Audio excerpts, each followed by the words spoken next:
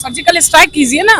आप बड़ी बड़ी बातें करते हैं, विदेशों में जाते हैं, बड़े फोटो डालते हैं मोदी जी। आतंकवादी की लाश पे हमने उसके जनाजे पे उसकी मां को या उसके परिवार को रोते हुए नहीं देखा। इस बार देश देखना चाहता है। भारत माता की जय। अमित शाह इस्तीफा दो, इस्तीफा दो, इस्तीफा दो। पाकिस्तान वो भुगतेगा जो उसने सोचा नहीं होगा। यही कहना चाहूंगा, अमित शाह जी को इस्तीफा देना चाहिए।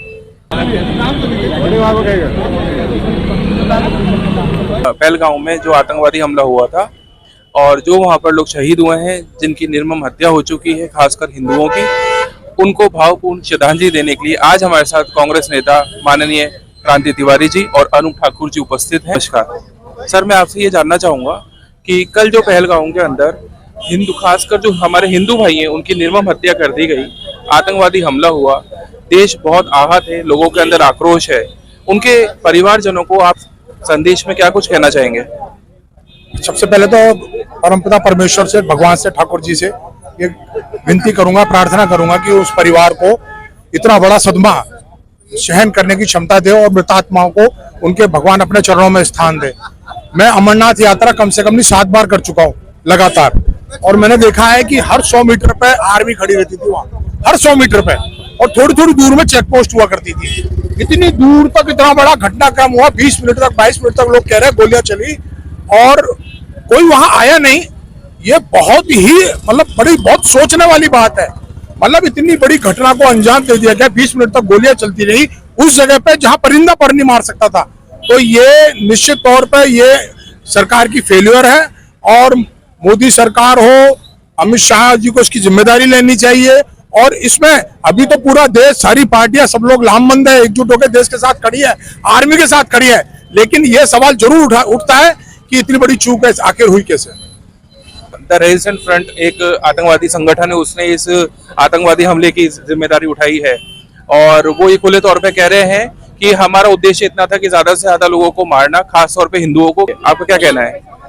पहलगांव की जो एक घटना है नितांत दुर्भाग्यपूर्ण है और जो इस हमले में अपनी जान गंवा चुके, मेरी अंतरात्मा से, पूरे कांग्रेस परिवार की ओर से आज हम लोग कैंडल मार्च करके उनको, उनकी शांति के लिए भगवान से इस बात की दुआ कर रहे हैं कि उनको ईश्वर अपने चरणों में स्थान दे। लेकिन आज मुझे स्वर्गीय प्रधानमंत्री इंदिरा गांधी जी की याद आ रही है। मुझे वो क्षण याद आ रहा है कि इंदिरा गांधी जी ने, जब पाकिस्तान ने हिंदुस्तान की तरफ टेढ़ी नजरें की थी, तो जिस तरीके का जवाब पाकिस्तान को दिया था, वैसा जवाब देने के हालात वर्तमान परिदृश्य में पैदा हो रहे हैं। और देश के अंदर आप देखिएगा कि इतना बड़ा सुरक्षा को धत्ता बताते हुए जो लोग इस तरह की घटना कर गए हैं, उनके खिलाफ मैं कहता हूं उनको ऐसी सजा मिलनी चाहिए। मैं सरकार से इस बात को का आग्रह करूंगा, प्रधानमंत्री से आग्रह करूंगा, गृह मंत्री से आग्रह करूंगा कि इसमें त्वरित कार्यवाही हो, उन लोगों को बख्शा नहीं जाए और इस तरह की घटनाएं ना हो। इसके लिए कोई ना कोई बड़ी कार्य योजना तैयार सरकार को अपने स्तर पर करनी चाहिए। धन्यवाद। कांग्रेस के वरिष्ठ नेता मंजू चौधरी जी हमारे साथ जुड़ चुकी हैं। आइए जानते हैं इनसे। मैम, तमाम पहलुओं के ऊपर आपके जो लीडर्स हैं उन्होंने हमसे बात करी। मैं आपसे ये जानना चाहूंगा कि पूर्ण तरीके से आतंकवाद के ऊपर, खास तौर पे धर्म के नाम पे जो आतंकवाद हो रहा है, उस पर पूर्ण तरीके से विराम कब लगेगा और कैसे लगेगा? अगर आपकी सरकार होती तो आज की डेट में क्या स्टेप लेती? बिल्कुल, हमारी सरकार अगर होती तो पहली बात तो हमारी सरकार जो है, कांग्रेस की सरकार, शुरू से जब से ये लोकतंत्र बना है या इंदिरा गांधी जी के समय में भी जनहित मुद्दों की राजनीति किया करती थी। अब चूंकि बीजेपी की सरकार है, आरएसएस माइंड के लोग हैं, मनुवादी लोग हैं, तो ये लोग जनहित से हट करके जब देश को, एक लोकतंत्र के देश को, संविधान को धर्म और जाति के आधार पर बांटेंगे, तो धर्म को पूछ करके ही इस तरीके से हमारे सैलानियों की नृशंस हत्या की जाएगी। ये सिर्फ धर्म की राजनीति जो कर रहे हैं उसका एक अपवाद है और ऐसे अपवाद सामने आएंगे। और मुझे लगता है शायद बिहार में चुनाव है, इसलिए कुछ ना कुछ बड़ा वो हमेशा करते ही है चुनावों में, तो जनता का ध्यान भटकाने के लिए ऐसे कांड कराए जाते हैं, मेरा ऐसा मानना है। क्योंकि तो आप बहुत बड़ा आरोप लगा रही है भारतीय जो सरकार है उसके ऊपर, क्योंकि सिर्फ पब्लिसिटी स्टंट के लिए, एक चुनाव जीतने के लिए कोई पार्टी इस तरह का देश विरोधी जो काम है वो तो नहीं करेगी। नहीं करेगी तो चप्पे चप्पे पे जहां एक परिंदा पर नहीं मार सकता, मिलिट्री के जवान तैनात हैं, वहां इतना बड़ा सिस्टम कैसे हो गया? नृशंस इतनी हत्याएं, डिक्शनरी का शब्द है कि हमने कह दिया चूक, लेकिन उन महिलाओं से पूछो जिसकी शादी परसों ही हुई थी, सिर्फ 2 दिन अपने पति के साथ गुजारने के बाद उस महिला का मंगलसूत्र छिन जाता है। एक महिला ऐसी है जिसकी शादी 10 दिन पहले हुई है, एक की फरवरी में हुई है। उनसे पूछिए ना कि ये चूक शब्द उनकी जो रिक्त स्थान की पूर्ति कभी जीवन में कर पाएगा? कहना बहुत आसान है, लेकिन अब बात वही घूम फिर के आ जाती है कि आप धर्म की राजनीति में अगर देश को बांटोगे तो धर्म पूछ करके ही उन्होंने गोली मारी, धर्म कोई पूछ करके ही उन्होंने नृशंस हत्या की। तो सर्जिकल स्ट्राइक कीजिए ना। आप बड़ी बड़ी बातें करते हैं, विदेशों में जाते हैं, बड़े फोटो डालते हैं, मोदी जी सम्मानीय जो हमारे प्रधानमंत्री हैं, करिए ना कुछ काम। सिर्फ फोटो दिखाने से थोड़ी कुछ होता है, अपने देश की सुरक्षा कीजिए आप। मैम जैसा कि उन्होंने बयान दिया है, कल ही दिया था कि किसी भी आतंकवादी को बख्शा नहीं जाएगा, तो और पिछले भी जो हमने रिकॉर्ड देखे हैं 2016 हो या 19 हो, बालाकोट हो या पुलवामा हो, तो घर में घुसकर ठोका है आतंकवादियों को। तो उम्मीद है इस बार भी हमें ये खबर जल्द से जल्द सुनने को मिले। देखिए उम्मीद कर सकते हैं हम, नहीं बख्शा जाएगा। ये एक भाषा शैली का एक प्रारूप है। आयरन लेडी जी का उठा के देखिए ना पुराना इतिहास, उन्होंने अब तक 2-4 घंटे में क्या कर दिया था, अब तो 24 घंटे होने को हैं। बस उम्मीद है, और उम्मीदों पे देश चल रहा है, और उम्मीदों पे ही देश बट रहा है, और उम्मीदों पे ही लोग खत्म हो रहे हैं, और उम्मीदों पे ही महिलाओं के मंगलसूत्र छीने जा रहे हैं। चाहूंगा आपने भी वीडियो देखा होगा जिसमें एक लेडी खास तौर पे ये बता रही है कि उनके हस्बैंड से पहले नाम पूछा गया और कहा गया अच्छा तू हिंदू है मुसलमान नहीं, उसको गोली से उड़ा दिया गया। तो ये धर्म के नाम पर जो आतंकवाद हो रहा है इसको आप किस तरह से देखते हैं? जब पड़ोसी देश होते हैं ना, और उनको यदि देश की शांति पसंद नहीं होती है तो वो वही काम करते हैं जिससे गृह में एक अशांति पैदा हो। तो ये षड्यंत्र है, और इस षड्यंत्र को देश भी समझ रहा है और यहाँ के लोग भी समझ रहे हैं। यहाँ का देश एकजुट है, सभी धर्मों के लोगों ने मिलकर, आज यहाँ पे सभी धर्मों के लोगों ने मिलकर यहाँ कैंडल जलाई है, और हर व्यक्ति को, देश में रहने वाले हर व्यक्ति को बहुत बड़ा अफसोस है, और हर आदमी में बड़ा उतना ही आक्रोश है।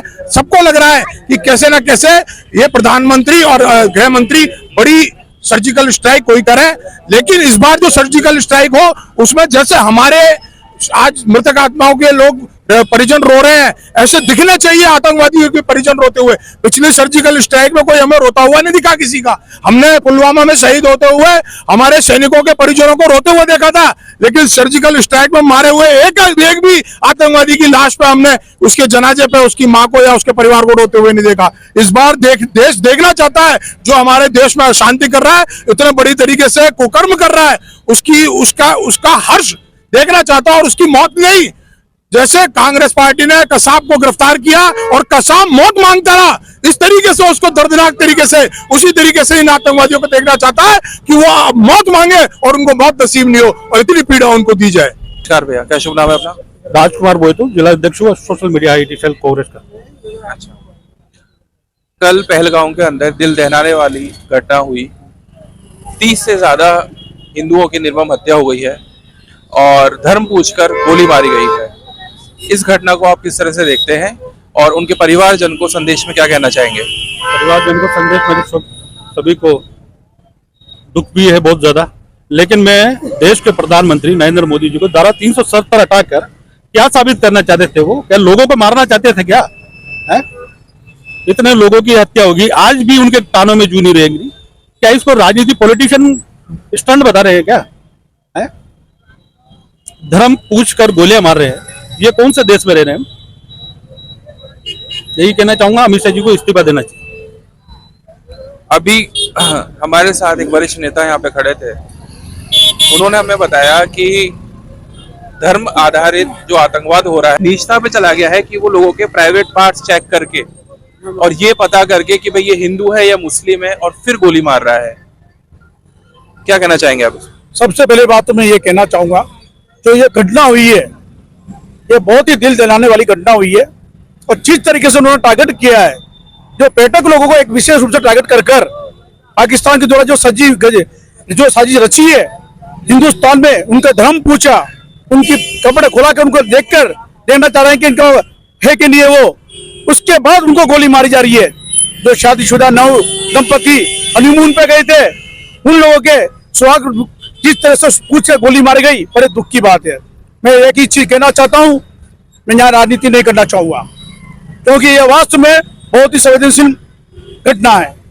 मैं ये कहना चाहता हूं मोदी जी से और अमित शाह साहब से कि हम भी आपका सहयोग करेंगे, आप इसको करारा जवाब दो। उनकी जमीन पे जाकर उन जैसे निकम्मे नीच घटिया किस्म के लोगों को उनकी कड़ी से कड़ी सजा दी जाए।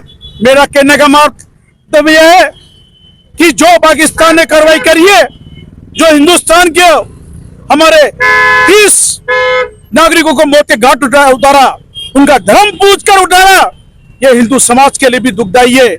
और मैं कहना चाहता हूं आदरणीय प्रधानमंत्री जी, आप बहुत बड़ी बड़ी बातें करते हैं, लेकिन मैं कहता हूं अब बड़ी बातें करने का समय नहीं रहा, कार्रवाई करने का समय है। और ऐसी कार्रवाई की जाए कि पाकिस्तान हिल जाए। कांग्रेस के पार्षद दीपक जी से हम जानना चाहेंगे कि इस देश के बहुसंख्यक लोग हैं, मुस्लिम लोग, वो यहाँ पर माइनॉरिटी हैं, और यहाँ पर उनको हम जो हिंदू लोग हैं, जो बहुसंख्यक लोग हैं, उनसे ज्यादा अधिकार और इज्जत दी जाती है। उसके बावजूद भी क्यों वो लोग धर्म आधारित आतंकवाद को जन्म देते हैं और इस तरह से हिंदुओं की निर्मम हत्या करते हैं धर्म पूछकर?